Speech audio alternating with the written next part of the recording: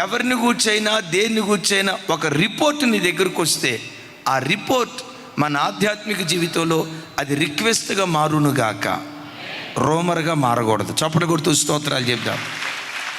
మన మందిరానికి వచ్చే ఓ తల్లి చాలా భక్తి కలిగి ఓ ప్రాంతంలో నర్సుగా, ఒక హాస్పిటల్లో గవర్నమెంట్ నర్సుగా ఉద్యోగం చేస్తారు.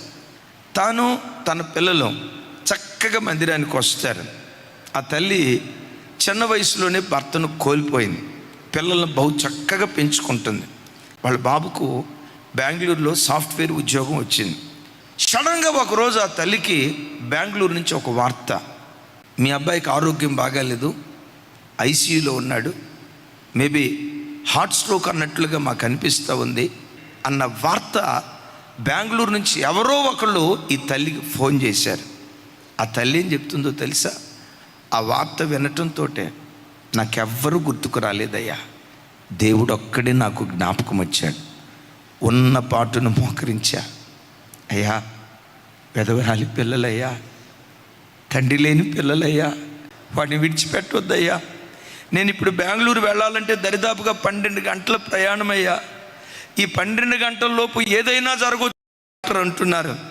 నేను బెంగళూరు ఈ క్షణంలో నేను వెళ్ళలేను, కానీ నేను వెళ్ళకపోయినా నా ప్రార్థన నా బిడ్డను తాకగలదయ్యా.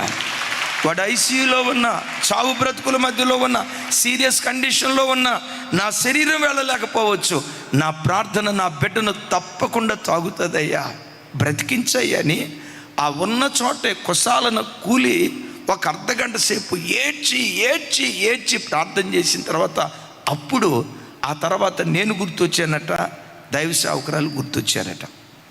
అమ్మా ప్రార్థన చేసావు కదా, నీ ప్రార్థన ద్వారా, మనందరి ప్రార్థన ద్వారా మరణాన్ని జీవంగా దేవుడు మారుస్తాడు. ప్రార్థన ద్వారా ఆయుష్కాలాన్ని పొడిగిస్తాడు.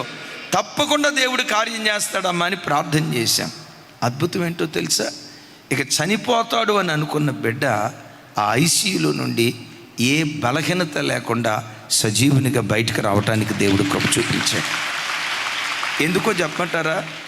రిపోర్ట్ని ఆ తల్లి రిక్వెస్ట్గా మార్చింది, ఆ ఇన్ఫర్మేషన్ని ఇంటర్సెషన్గా మార్చింది. ఆమెన్. జీవితంలో నీ చెవులతో ఏ వార్త విన్నా కలవరపడుకో, కంగారు పడుకో. వాళ్ళకి ఫోన్ చేసి, వీళ్ళకి ఫోన్ చేసి, అమ్మకు ఫోన్ చేసి, నాన్నకు ఫోన్ చేసి హృదయాన్ని కలవరం చేసుకోకో. మన కలవరాలన్నీ తొలగించే దేవుని సన్నిధిలో నీ ప్రార్థన విజ్ఞాపనలు ఆయనకు తెలియచేయగలిగితే నీ కన్నీటి కడలి కూడా కనుమరుగయ్యేటట్లుగా దేవుడు కార్యం చేస్తాడు.